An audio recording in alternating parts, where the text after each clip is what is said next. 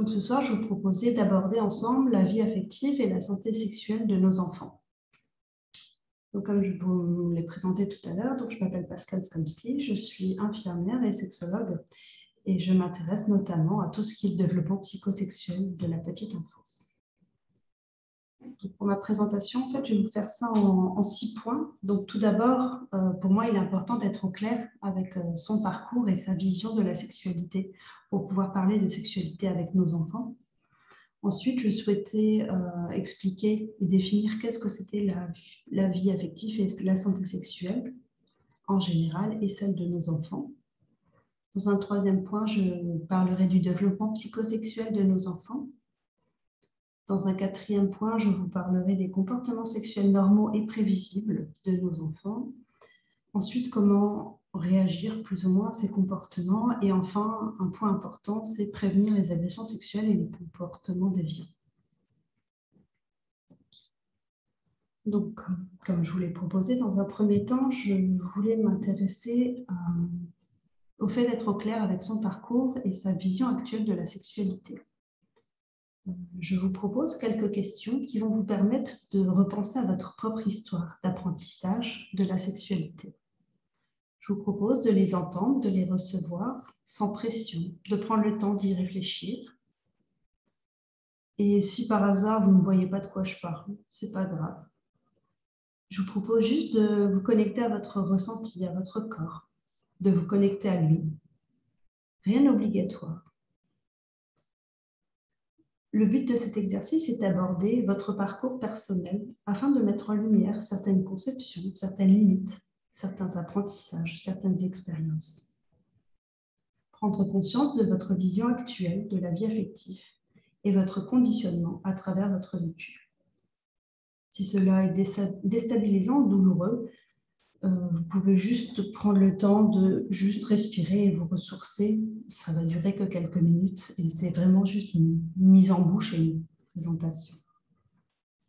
Donc, toutes ces questions ne seront pas réabordées ultérieurement, c'est juste vraiment ce temps maintenant pour vous d'introspection personnelle et de prise de conscience.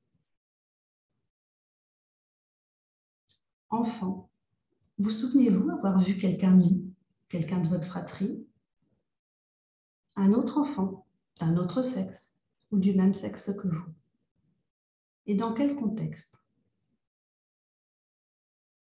Vous souvenez-vous avoir vu vos parents nus, vos grands-parents? Quelles ont été leurs réactions? Quelles ont été vos pensées, vos sentiments? Enfant, vous souvenez-vous avoir joué au docteur ou à d'autres jeux d'exploration? Avez-vous été pris en flagrant délit lors de ces jeux? Quel âge aviez-vous? Comment les adultes autour de vous ont-ils réagi alors s'ils vous ont vu? Enfant, quelles étaient les idées par rapport à la conception? Vos idées par rapport à l'accouchement? Vous a-t-on expliqué comment on faisait les bébés et quand? Vous souvenez-vous d'une discussion précise qui vous expliquait tout cela? Un peu plus tard, vous a-t-on parlé de l'apparition des premières règles ou des premiers éjaculats pour les hommes? Qui vous en a parlé? Comment avez-vous vécu ces explications? Comment avez-vous vécu ces premières expériences? Enfant, vous a-t-on parlé d'auto-érotisme, de masturbation? Avez-vous été vu en flagrant délit? Comment vous êtes-vous senti alors? Et lorsque vous le faisiez, comment vous sentiez-vous? Vous souvenez-vous de vos premiers flirts dans la toute petite enfance? Concernant votre corps, enfant, vous a-t-on fait beaucoup de compliments ou plutôt des commentaires négatifs? Jusqu'à quel âge été-vous lavé? Et est-ce que c'était OK pour vous? Dans votre famille, le sujet de la sexualité était plutôt tabou ou très présent? Et vos parents ou vos figures d'autorité parentale présentaient-ils de la tendresse? La sexualité entre eux était-elle cachée ou plutôt visible? Avez-vous subi des situations de violence, des attitudes ambiguës de la part des adultes ou d'autres enfants autour de vous? Avez-vous victime d'harcèlement scolaire? Actuellement, êtes-vous satisfait de la manière dans laquelle vous vivez votre sexualité? Voilà, c'était vraiment pour démarrer cette présentation, juste un temps voilà, de prendre un retour vers soi afin d'aborder maintenant de manière plus concrète et plus claire qu'est-ce que du coup la vie affective et sexuelle.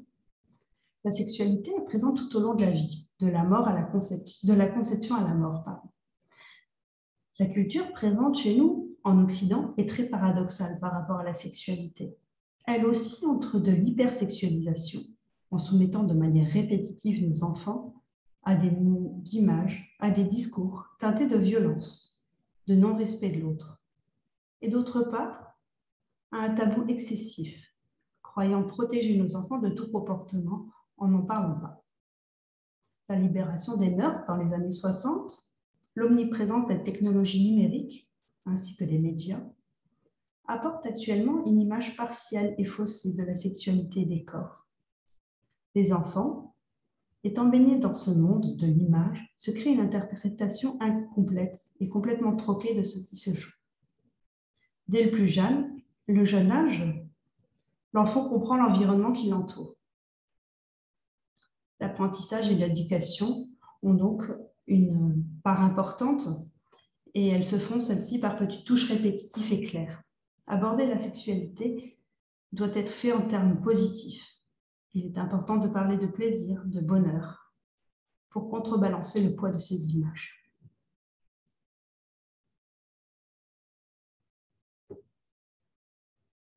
Actuellement, nous voyons une éducation à la sexualité uniquement dans les collèges, parfois dans les écoles un peu plus tôt, mais c'est plutôt rare. Et c'est surtout parler de manière pour aborder les dangers de la sexualité, donc les grossesses, les maladies, les agressions. Il est normal que les adultes se sentent gênés, sont bloqués par rapport à la sexualité de leurs enfants, car ils n'ont jamais fait le point ou n'ont jamais réfléchi à ce que c'était pour eux. Pourtant, c'est nécessaire pour nos enfants de mettre au clair toutes ces choses. Certains me disent qu'il est mieux d'attendre que l'enfant pose de lui-même les questions et aborde le sujet, mais cela est parfois trop tard et cela arrive parfois jamais. Entre-temps, l'enfant aura déjà eu des connaissances par rapport, comme je vous l'ai dit, donc aux médias, par rapport aux copains, par rapport à Internet. Il est important de développer du coup des connaissances sur le corps, sur le respect, sur l'intimité, le consentement et tous les autres thèmes relatifs à la vie en communauté et à la santé.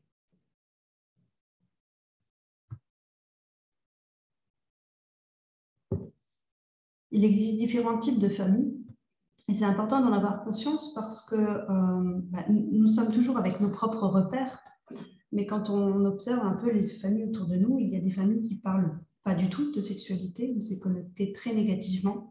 La sexualité est sale, dangereuse, mauvaise. Et dans ce cadre-là, l'enfant risque de créer un blocage, un rejet ou une peur de la sexualité. Entre autres enfants, le sexe et la sexualité est omniprésente. On en parle facilement, parfois trop. Les enfants peuvent même parfois voir leurs parents faire l'amour, ce qui entraîne également des difficultés par rapport à leur conception de ce qui est juste ou pas juste par la suite.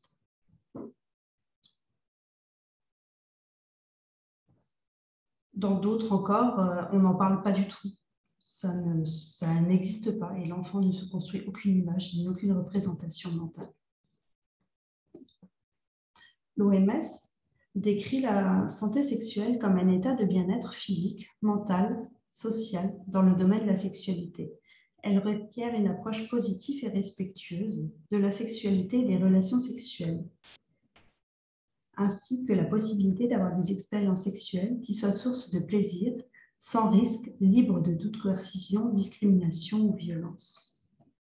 L'éducation à la sexualité est un apprentissage progressif qui vise à apporter aux enfants et aux jeunes ce qui leur permettra par la suite de comprendre la sexualité et d'en jouir, d'avoir des relations sûres et satisfaisantes, d'assumer la responsabilité de leur propre santé, de leur propre bien-être sexuel et de celle des autres, de faire des choix qui améliore la qualité de vie et contribue à une société bienveillante et équitable.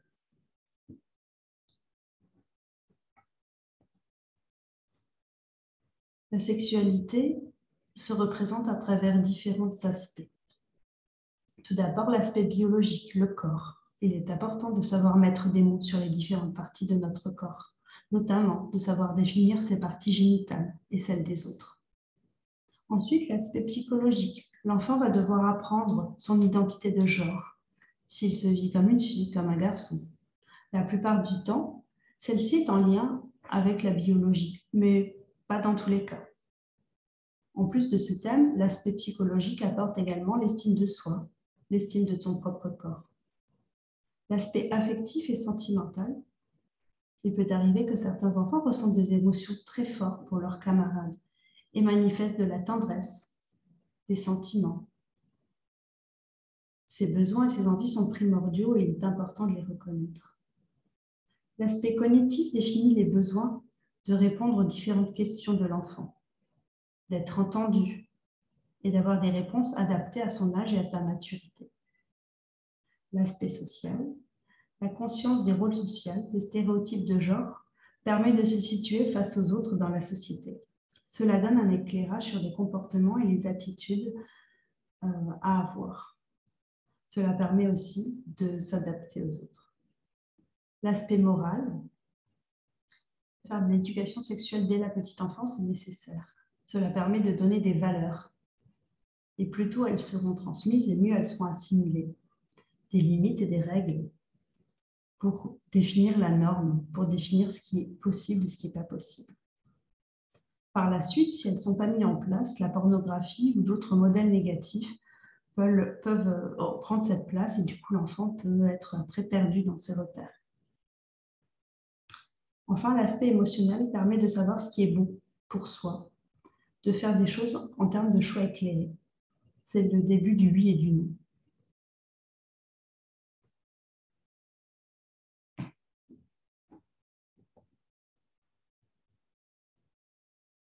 Le développement psychosexuel de nos enfants. L'enfant construit progressivement son schéma corporel et découvre le monde qui l'entoure à travers son corps, ses sensations tactiles, ses émotions, ses interprétations.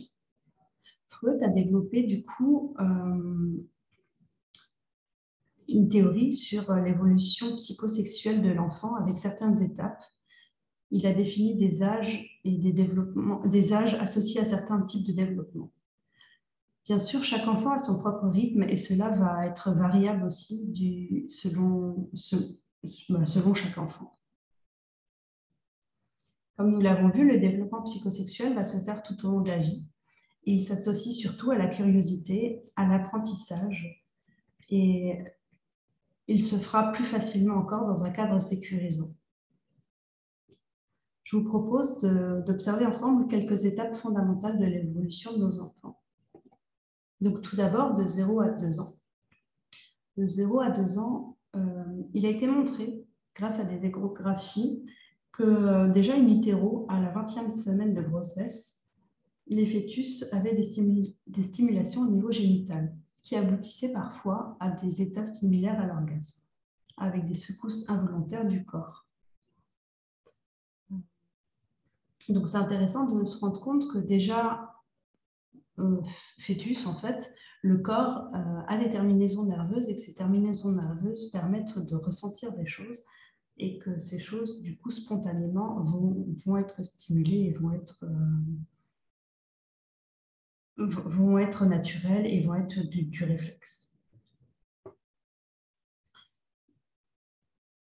L'enfant, du coup, bien sûr, au départ, n'aura pas de représentation psychique de ce qu'il fait.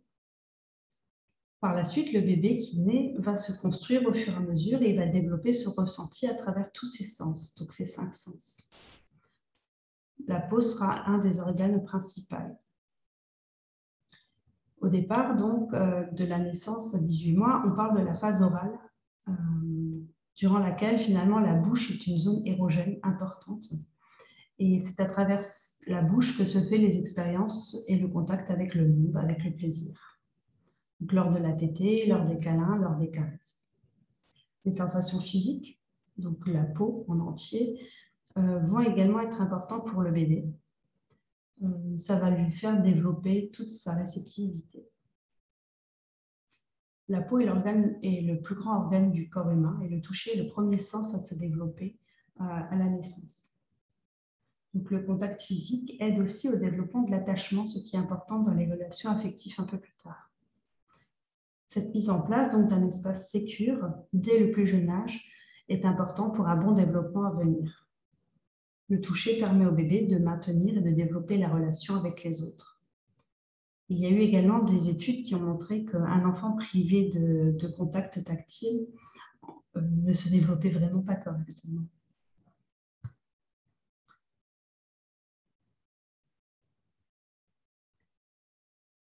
L'enfant, vers les 6 mois, commence à comprendre que ce qu'il voit et ce qu'il touche ne fait pas partie de lui et que finalement, lui est un être à part entière. Vers les 8 mois, les garçons vont découvrir de manière plus spécifique leurs organes génitaux et les filles vers les 10 mois. Un peu plus tard, entre 1 an et 3 ans, apparaissent la phase anale avec le contrôle des sphincters qui permet à l'enfant de découvrir de nouvelles sensations, la sensation de tension et de relâchement ainsi que la maîtrise de son corps. En parallèle, l'apprentissage de la marche et du langage met en place une nouvelle étape du développement. De 3 à 4 ans, l'enfant est un être curieux par nature et donc il cherche à observer autour de lui les personnes qui sont nues. Il peut aimer être nu et certains auront même tendance à vouloir aller toucher le corps des autres. Progressivement, ils apprivoisent leurs organes génitaux et ressentent du plaisir par l'autostimulation. L'enfant se questionne sur le monde qui l'entoure et enrichit progressivement son vocabulaire. Il élabore par la pensée et par la mise en place des mots. Les questions des enfants se font souvent de manière inappropriée à des moments incongrus, laissant l'adulte parfois dans des difficultés à se poser pour réfléchir à un discours clair et explicite. La plupart du temps, l'enfant a déjà une partie des réponses lorsqu'il nous pose les questions. De 5 à 8 ans, le développement du vocabulaire sexuel se met en place, souvent pour taquiner, provoquer. Il entend également d'autres enfants dans la cour de l'école. L'enfant à cet âge est très sensible aux influences des autres et il réutilise en fait ce qu'il a appris et ce qu'il a vu. Vers cet âge, l'enfant peut devenir un peu plus pudique et avoir des réticences à se montrer nu. Physiquement, il n'y a pas de développement des organes génitaux avant la puberté car les hormones ne sont pas encore activées.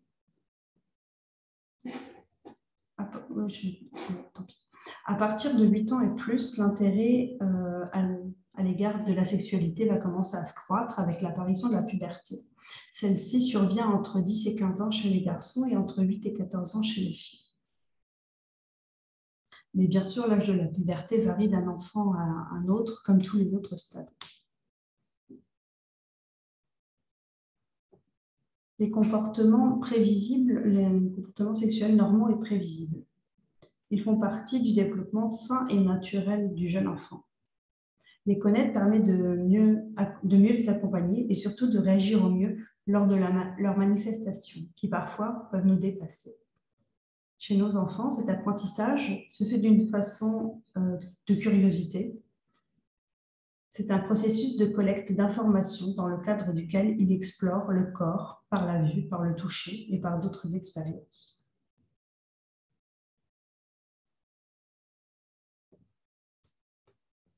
L'enfant peut être observateur. Les enfants sont qualifiés souvent de voyeuristes. Ils sont entièrement motivés par la curiosité et l'envie de savoir. Ils souhaitent observer les autres, s'embrasser, se déshabiller, aller aux toilettes. C'est par ces différentes observations qu'ils cherchent à augmenter leurs connaissances et à mieux comprendre. Les enfants sont aussi décrits souvent comme des exhibitionnistes. Tous les prétextes sont bons pour se déshabiller. Ils ne ferment pas la porte des toilettes et s'exposent nus. Les petits garçons aiment parfois se montrer nus, le sexe en érection.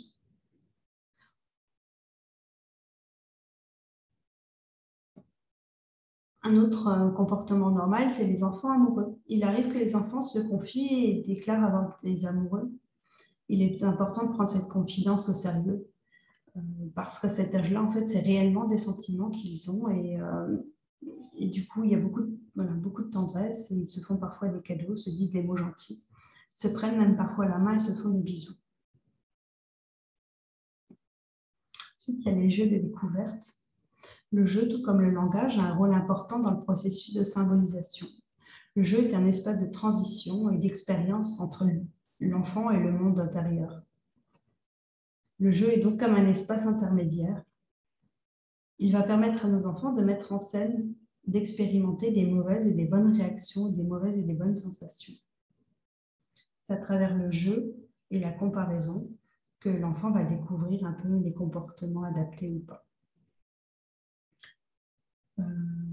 Et lorsque nous observons nos enfants jouer, nous pouvons aussi voir comment ils se sentent finalement à l'intérieur d'eux-mêmes. L'auto-érotisme et la masturbation. L'autostimulation fait partie des gestes normaux chez les enfants. Ils sont donc présents, comme je l'ai dit, chez le fœtus et également chez le jeune bébé. Cela s'intensifie vers les 15 mois et constitue une activité normale. C'est normal de voir un enfant se frotter contre une peluche ou contre la ceinture du siège de la voiture. Pour plusieurs raisons. Tout d'abord, cela provoque du plaisir, car c'est une zone très innervée. Cela procure également un apaisement et du réconfort. Le comportement d'autostimulation est fréquent, donc entre 3 et 6 ans. Cela permet parfois à l'enfant de se détendre ou d'évacuer des tensions et du stress. Il peut arriver que les enfants se touchent en public, alors il est important de le reprendre et lui expliquer simplement que c'est une activité qui peut se faire, mais en toute intimité, dans un endroit isolé et pas devant les personnes. Parfois, l'enfant peut avoir un comportement aussi, un jeu d'imitation, car il peut avoir vu des images pornographiques ou avoir été témoin de relations sexuelles des parents. Il peut également se masturber car il était victime ou qu'il a subi des abus sexuels et donc il reproduit ce qu'il a vécu.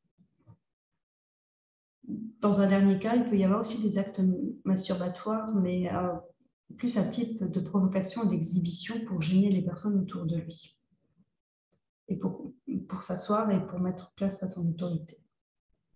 En fonction de comment la masturbation est faite et de quelle est la répétitivité de son acte, donc la quantité, on peut observer, on peut un peu différencier ces différents types de masturbation. Comment réagir au comportement de nos enfants? Donc, comme je le disais, il est important de parler à l'enfant dès le plus jeune âge pour que celui-ci puisse créer et élaborer tout au long de son évolution, qu'il puisse trouver les mots et qu'il puisse trouver les idées plus concrètement. Au début, cela n'est pas toujours si simple parce qu'on n'a pas le vocabulaire et qu'on ne sait pas forcément comment s'y prendre. Mais plus on va avoir un apprentissage positif et un discours positif et ouvert à la curiosité de nos enfants, plus finalement l'échange sera facile. L'adulte qui accompagne l'enfant lui permettra du coup d'explorer ses émotions, ses besoins, de mieux se comprendre et de mieux se connaître. Il est important de s'adapter effectivement à l'âge et à la compréhension de l'enfant.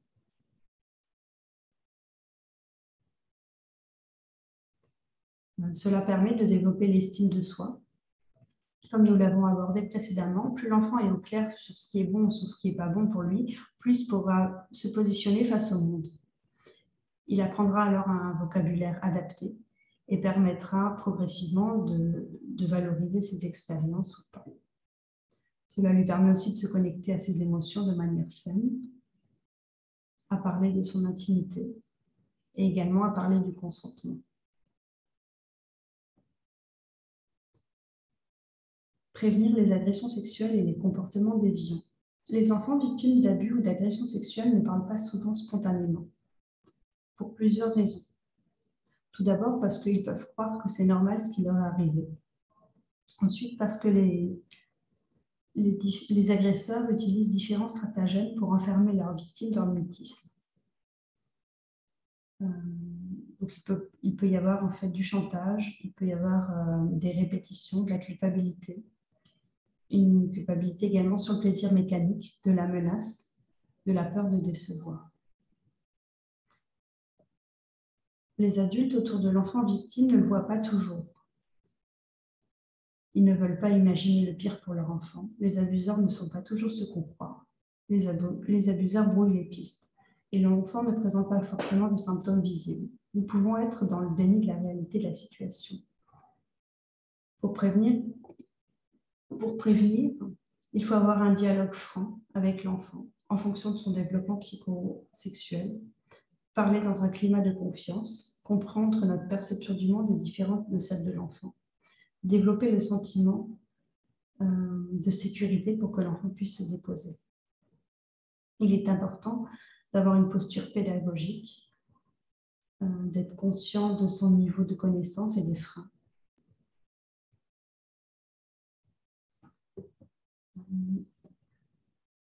Oups. Voilà. Du coup, je vais arrêter la vidéo. Oups, non, enregistrement.